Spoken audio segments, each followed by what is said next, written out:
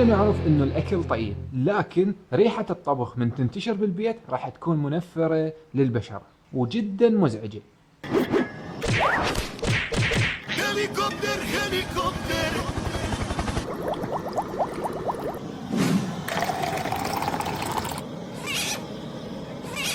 فحتى نحل هذه المشكلة لازم ولا بد نشد شفاط رئيسي فوق المطبخ.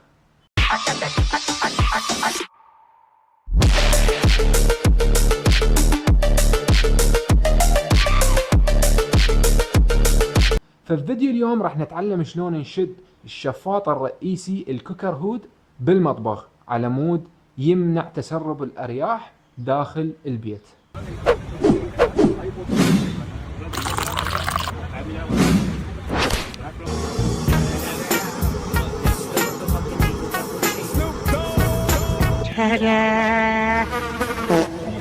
بس قبل لا نبلش بالموضوع اللي اطلبه من حضرتك تعطيني لايك وتشترك بالقناة وتفعل زر الجرس حتى توصلك كل الفيديوهات الجديدة. واذا انت اول مرة تشوفني انا مروان حسين، وخلي نقفز للعمل. طبعا كنا نعرف انه المطبخ بساحبة تكون بالجدار، تكون ساحبة مروحية وتسحب، لكن هذه يسموها ساحبة ثانوية، يعني ما تسحب كل الهواء اللي ما نريده والمنفر واللي بيه ريحة، تسحب يعني جزء بسيط من هذا الهواء. لكن الساحبة الرئيسية والشفاط الرئيسي راح يكون مباشرة على الطباخ، هذا يسموه الساحبة الرئيسية. فاحنا لازم نفرق، اكو ساحبة ثانوية واكو ساحبة رئيسية تكون بالمطبخ. الفائدة مالت الساحبة الرئيسية انه تكون مباشرة على الطباخ، فهذا ايش تسوي اثناء الطبخ راح تطلع الريحة، ودائما الريحة والهواء الحار راح يكون دائما يكون خفيف ويرتفع للأعلى، فراح يكون مباشرة فوق الطباخ. والشافطة مالت الساحبة هذه راح تكون من نوعية جيدة وسحبها قوي، فراح يكون الشفط جدا قوي ويمنع تسرب الهواء داخل المساحة او الهول اللي يكون به الطبخ. لان اكو بعض الاحيان يكون المطبخ مفتوح على الصالة، مفتوح على الهول، فتنتشر الريحة بكل ارجاء البيت. فهاي اول فرق لازم نعرفه. والاحجام مالت الساحبة هذه راح تكون بيها 3 احجام. الحجم الاول اللي هو السمول راح يكون بين ال50 سنتيم وبين ال60 الى ال70، والحجم الستاندرد هو يكون من ال90 لل80 بهذا الرينج، والحجم اللارج يكون من ال120 الى ال150. وهذه الاحجام كل طباخ له الحجم المناسب، يعني تشوف الطباخ مالتك اذا يكون حجمه 90 اللي هو الستاندر، اغلب الطباخات يكون حجمها 90، فراح تجيب الحجم مالت الساحبة على مستوى الطباخ. يعني لو 90 تجيبه 90، مو تجيبه اصغر ولا يكون اكبر. الاكبر راح يكون يعني فشي مبالغ به، وراح يكون يعني شلون خلينا نقول زايد على المساحة اللي عندك. لكن تجيب مساحة موازية للطباخ مالتك، اذا كان 80 صغير تجيب 80، اذا 90 90، اذا 100 100. هذه بالنسبة للاحجام. احنا الحجم مالتنا اللي راح نستخدمه هو حجم ال90، فراح يكون مباشرة بحجم الطباخ. وبالنسبة للاشكال مالت الساحبة الكوكر هود اكو هواية اشكال. هذا الشكل يصيحوا له تي شيب او البوكس، واكو اشكال تكون كيرف، واكو الجلاسز اللي هو الزجاجي، واكو هواية اشكال ممكن تطلع عليها. تبقى بعد يعني على حسب رغبتك وعلى حسب الشيء اللي انت مثلا ذوقك، لان كل انسان له ذوق معين وستايل معين بالمكان. فاحنا اختارينا هذا الستايل والشكل على حسب ذوق ام البيت.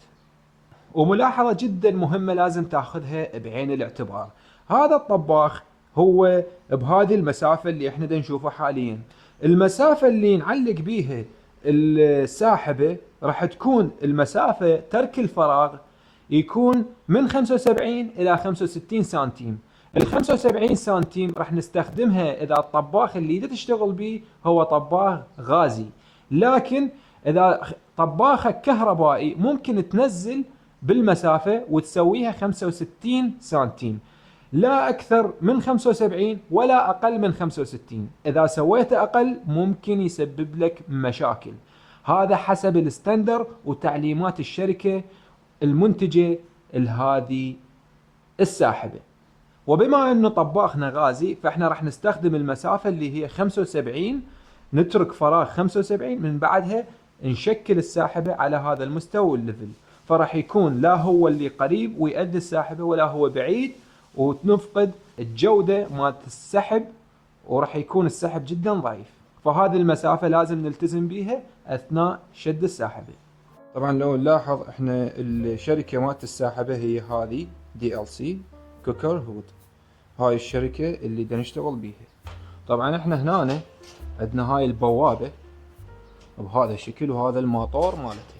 هذني بوابات كأنه مثل الفلاتر، نفتحهم بهذا الشكل. هاي اول خطوة نجي نسويها. هنا ايش عندنا؟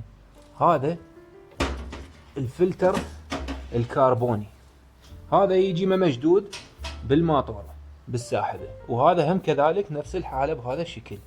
تمام. هذه هماتينه ما مجدودة، هاي الاكسسوارات. فاحنا شو نسوي؟ اول شغلة نسويها نشد الفلاتر. هذا فلتر كربوني، لو تلاحظ هذا الدعابل اللي بيهن اذا واضح. تمام. هذني هن اللي خاير منين تبدأ بمهنة الصباغ وتوفر على نفسك وقت وجهد وخسارة فلوس، ومن بين كل هذا الكم الهائل من المعلومات ما تعرف شنو هي المعلومة الصح وشنو هي المعلومة الخطأ.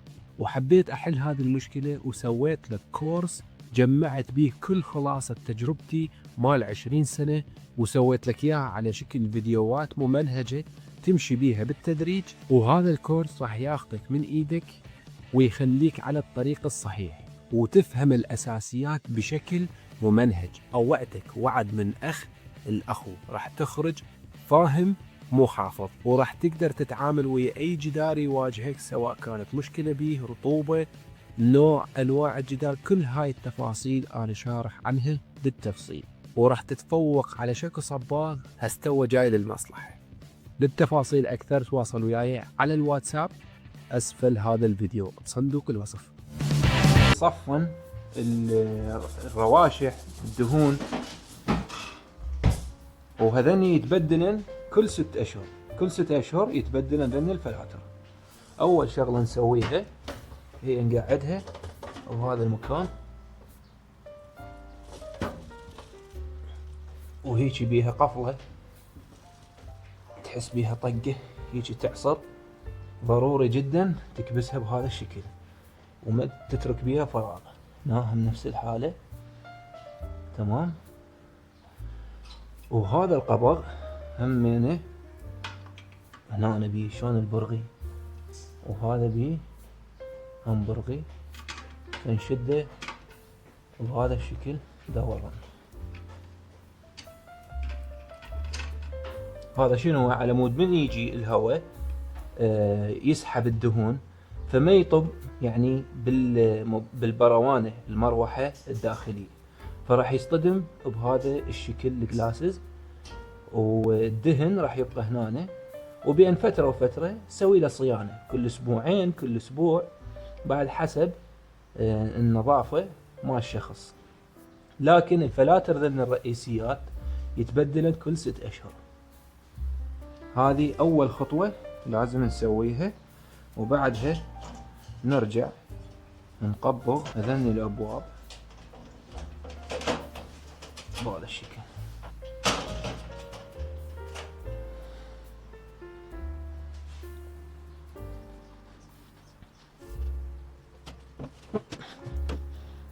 والخطوة الحالية اللي راح نسويها راح نشد هذه القاعدة مالت الخرطوم، وراح يجي الخرطوم منين يشكل بهذا الشكل.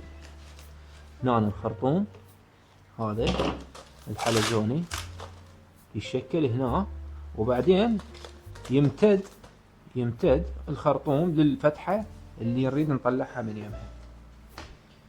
لكن بالبداية احنا نقعد هاي القاعدة طبعا، ويجي بيها شلون البوابة. هذه البوابة لازم نشدها قبل ما تشد هاي القاعدة. شنو الميزة مالتها؟ انه اثناء ما يصير السحب بوابة تفتح هيجي، واثناء ما ماكو سحب تنغلق البوابة.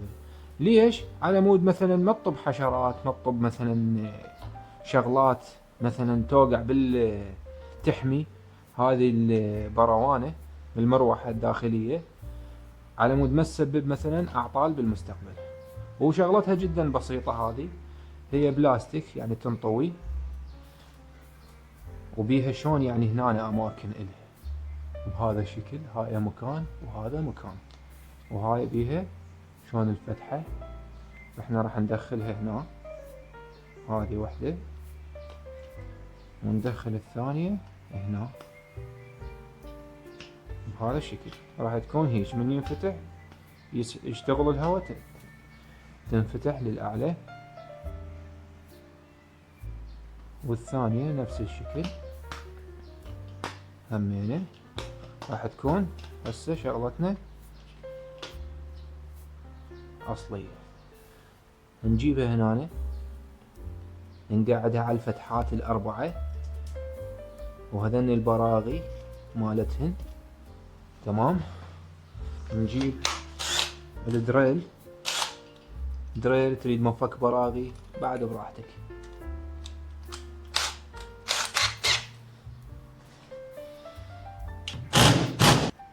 فالدريل شوية البرينة ما تخشني، فنستخدم هذا يدوي، وهم حتى يعني ما ينسحق البرغي. هذا البرغي الأخير. هيك نكون شدينا القاعدة مالت الساحب.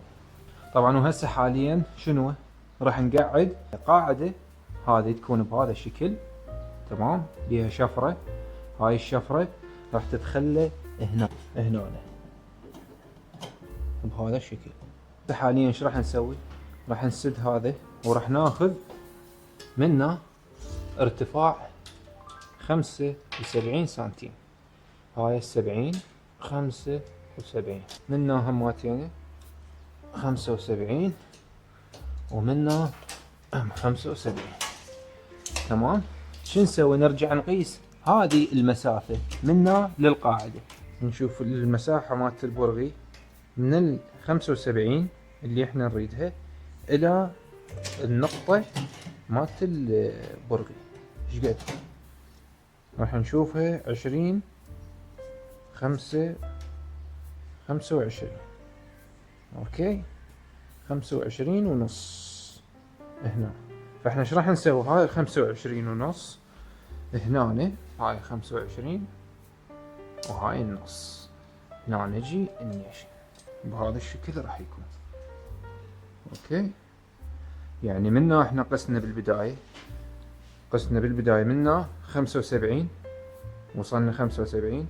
بعدين المساحة مال هاي من ال 75 الى القاعدة ناخذ المساحة 25 قسناها، راح نطلع من ال 75 نصعد 25 هنا. فهاي راح تكون شنو النقطة مالت القاعدة بهذا الليفل وهذا المستوى. طبعا وما ننسى اكيد نشوف المساحة مالت الساحب، نشوف وين يعني نريدها.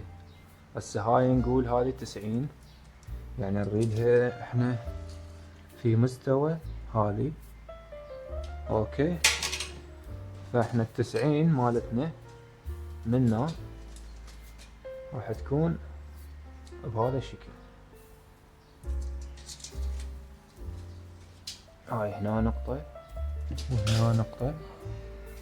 هذه راح تكون شنو المسافة اللي راح نقعد فيها الساحل. اذا نريد نتأكد اكثر بنسوي نخط خط بالقبان بهذا الشكل،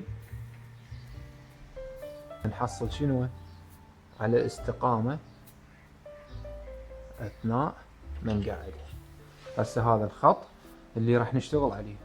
من وراء هذا الخط احنا قلنا اكو 25 سنتيم ونص اللي هي هذه 25 سنتيم ونص. بس انا اريد اعرف الوسط مالتها، راح ارجع اقيس 90 اطلع منه 30 اللي هي هذه 30، ومنها ارجع اطلع 30 اللي هي هذه. ايش راح اسوي؟ راح ارجع اصعد خط مستقيم قبان، انقل هذا الوزن فوق بهذا الشكل،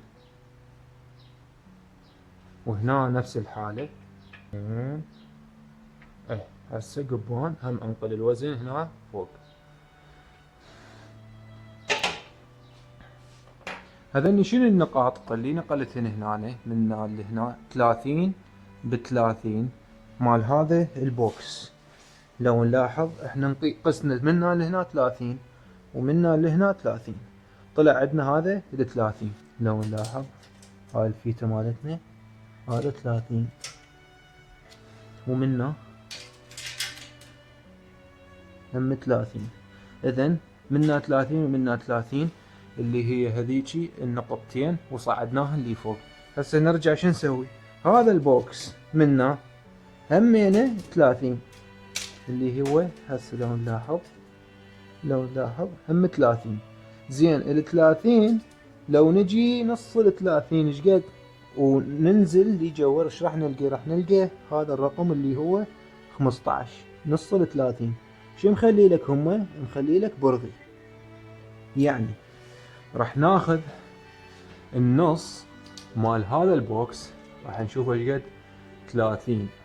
اوكي، هذا البوكس اللي هو خطين مالتنا 30. زين ال 30 النص مالتها ايش قد؟ 15 اللي هو السنتر اللي احنا نيشنا عليه. فاحنا هسه حاليا شغلنا مضبوط 100%. فراح نجي نثقب هنا الثقب مالتنا ونقعد القاعدة مالت الساحبة. طبعا في ملاحظة بسيطة انه شوية صار عندي غلط، انه انا كنت بقعدها هيك بهذا الشكل. هي المفروض تقعد بهذا الشكل، يعني هاي الشفرة تكون هيك للأعلى، فراح يكون الزرف يعني من فوق. فاحنا لو جينا نعدل الوضعية راح نقيس، راح يكون الرقم هو 30 ونص مثل ما موضح. راح يكون المسافة منا ونقيس 30 ونص، هاي 30 ونص، وراح يكون السنتر هو هنا. هذا بس هذا الشيء تعديل بسيط. فاحنا راح نجي هذه القاعدة الشفرة راح نقلبها هيك بالعكس، وراح يكون هنا هذا الموضع مالته. تمام. حتى نتأكد انه هي عدلة راح نجيب القبان بهذا الشكل ونقبنها هيجي، يكون عندنا قبان. فراح نأشر هنا واحد وهنا واحد وهذا واحد. تمام. هذني هذا وهذا وهذا، هذني راح يكونن 3 نقاط اللي راح نثقب بيهن ونقعد بيهن الفشر والقاعدة مالتهن بالبراغي. وهسه حاليا راح نثقب، بس قبل ما نثقب شو نسوي؟ راح نجيب تيب، هذا التيب، ونلزق بهذا الشكل. نلزق الحافة من فوق، وراح نجيب كيس مال زبالة نجلس سامع ونخليه من جوا التيب بهذا الشكل. هسه شنو على مود من نثقب بالدريل راح يوقع التراب عندنا هنا وما راح يوسخ عندنا هنا جوا الطباخ. تمام. هاي المنطقة لانه الطباخ صعب يعني واحد يطوب ويسحبه وكذا، فاحنا حتى نتجنب هذا الشيء نسوي هاي الحركة. هسه حاليا راح نجيب الدريل وبرينة، والبرينة على قد الفشر مالتك اذا 8 تجيب برينة 8، فعلى قد حجم الفشر اللي تشتغل به البرينة نفس الحالة. فهسه نقول بسم الله.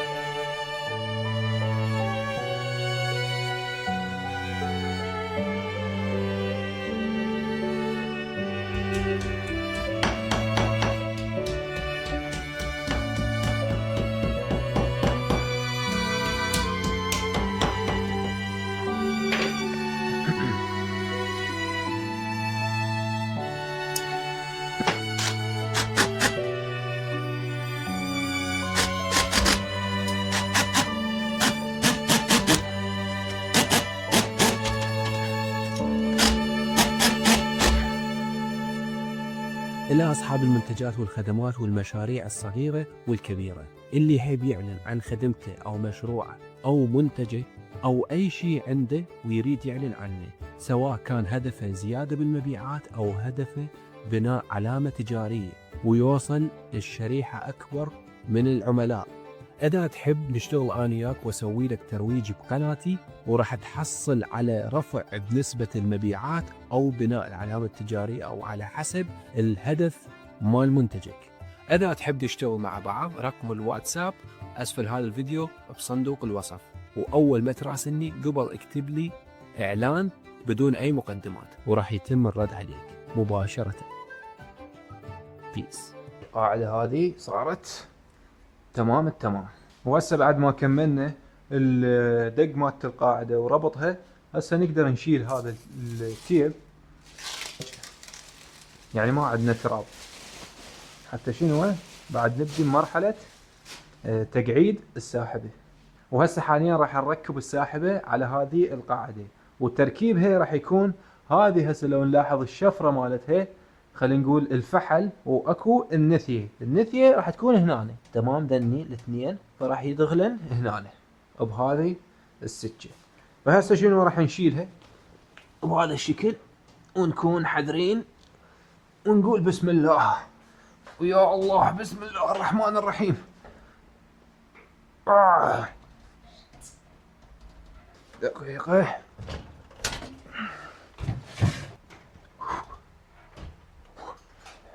وين هاي؟ اوكي.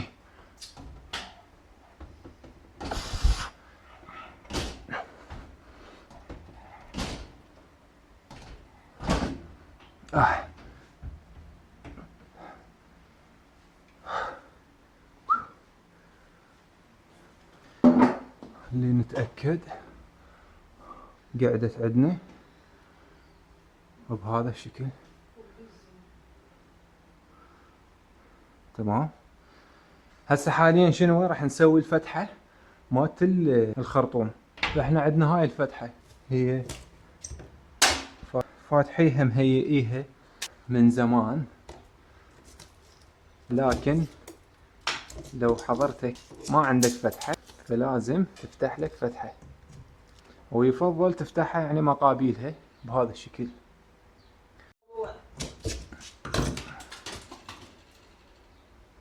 طبعا وهسه حاليا راح نشد الخرطوم مالته بهذا الشكل، نقعدها هيش.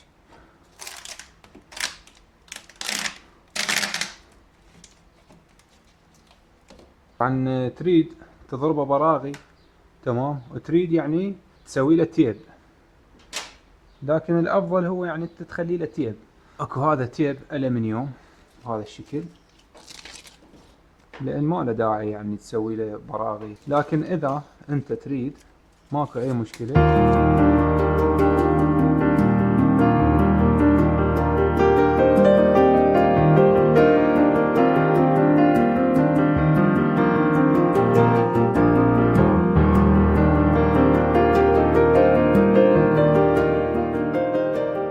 نحاول هيك يعني نضغط عليها يتماسك البلاستيك ويا الخرطوم. هسه صار عندنا بهذا الشكل. هسه تبقى شنو؟ راح نمد الخرطوم مالتنا هنا،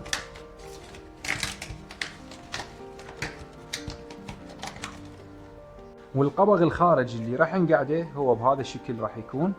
ممكن هيك يعني ينفتح وينسد بهذا الشكل، لكن احنا نريده هيجي. فهنا يعني ما راح تقدر الحشرات الطب من الخرطوم وتسبب لنا مشاكل بالمستقبل، فخليكم ويانا. وهذا هسه من برا راح نجيب هاي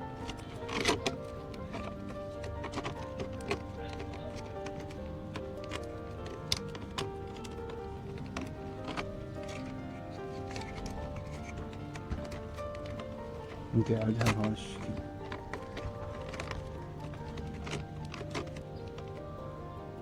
نجيب هذا التيب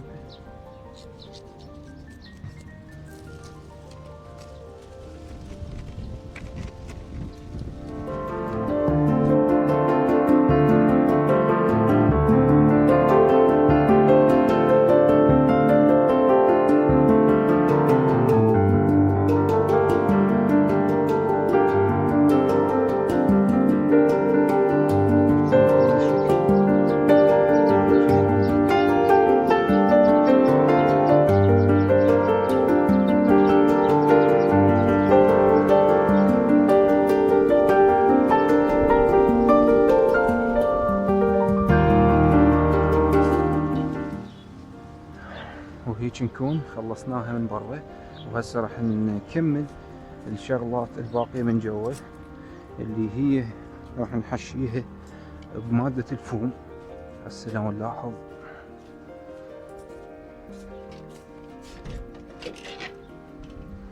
من هنا شلون بقت عندنا فتحة. هذه الفتحة راح نحشيها بمادة الفوم اللي هي هذه.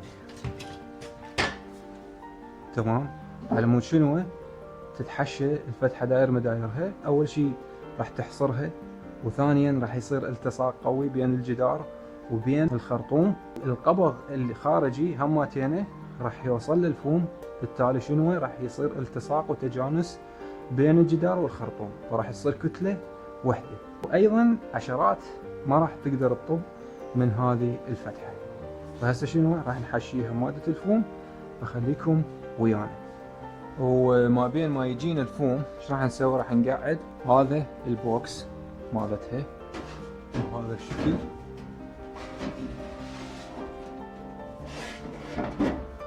الواير نحاول شنو اكو فتحة من هنا نخليه بيه على مود يطلع عندنا بهذا الشكل. بعد الفتحة نجيب هذه همينة قاعدة مالتها بهذا الشكل. لو نلاحظ هذه القاعدة وهاي السكة ايش راح نسوي؟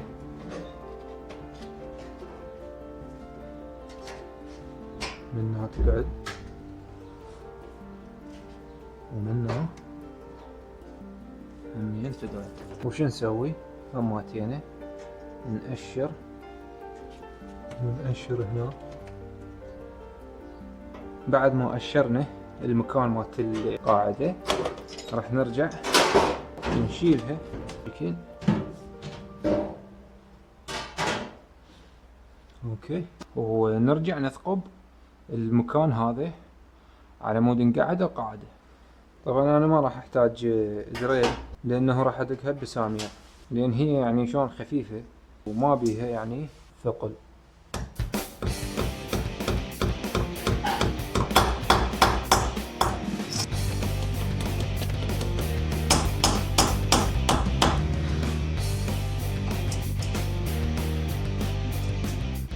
هيك صارت عندنا جاهزة. نجي نقبضها بهذا الشكل. طبعا تقدر تسويها برغ وتشوي، بس انا سويتها يعني اختصارا للوقت، وهي خفيفة يعني ما يحتاج لها.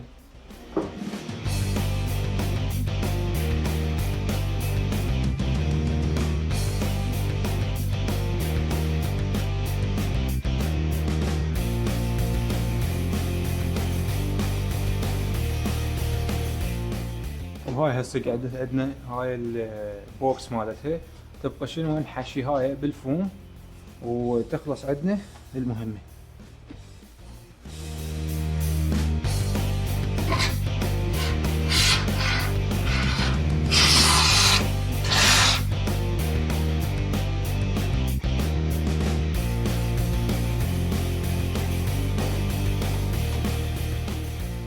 وهيك نكون كملنا تركيب شفاط الطباخ الكوكر هود. وحاليا راح نجرب القوة مالت الشفط مالته قدامكم، وطونا رأيكم بالتعليقات. فاللي راح نسويه هسه راح نطفي الإنارة ونسوي التجربة، فخليكم ويانا.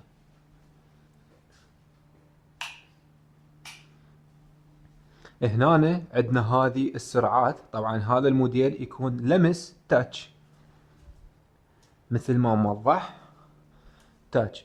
هنا هسه عندنا تطفى، هنا التشغيل مالتها، هنا اللايت راح يصير لايت يشتغل، وهنا لو ميد هاي. لو نلاحظ اللو يعني السحب الخفيف، اذا عندك طبخ خفيف تستخدم اللو. ميد اكل متوسط اذا تسوي معكروني او سباكيتي مثل ما بالصورة خالين. وهنا اذا تطبخ المحمر والمشمر هاي هنا عيني تختار الهاي. تمام عيني ام حسين تمام. فهسه احنا راح نجرب اللو. هذا اللو اوكي. هسه هذا اللو قدامنا، شغلنا اللو. هسه ايش راح نسوي؟ راح نسوي التجربة مالتنا. التجربة اللي راح نسويها راح نجيب بخور ونشوف قوة السحب مالت الدخان اللي هي بهذا الشكل. لو نلاحظ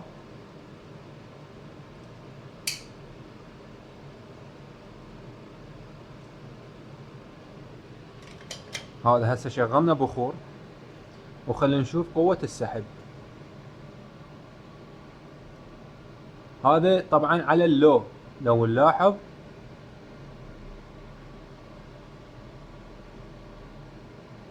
يعني هذا على اللو وهيجي السحب مالته. فتخيل لو اسويه على الميد. خلينا نشوف الميد. واو واو هذا الهاي.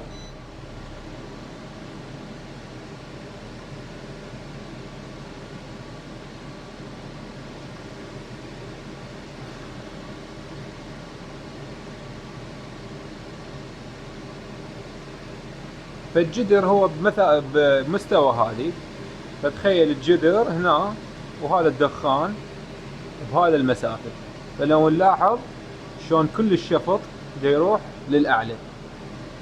فاني هسه حاليا واقف هنا وصدقني ما دا اشتم ريحة البخور مع العلم هو بمسافة يعني سنتيمترات. ما دا اشتم ريحة البخور من قوة الشفط مالته.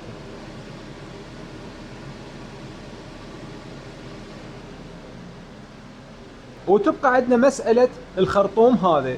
ممكن تقدر تسوي له ديكور بالجبسن بورد وتغلف هاي المنطقة وتسوي في الديكور معين سحبة بيها كذا دواليب مثلا. انت مخير. او تقدر تخليه هيجي ويكون الموضوع عملي اكثر فما مو يعني فشي جمالي. فانت مخير فقط بهذا الشيء. واذا تريد تسوي ديكور سقف جبسن بورد فشاهد هذا الفيديو اللي راح يظهر لك هسه. اشوفك داخل الفيديو. بيس.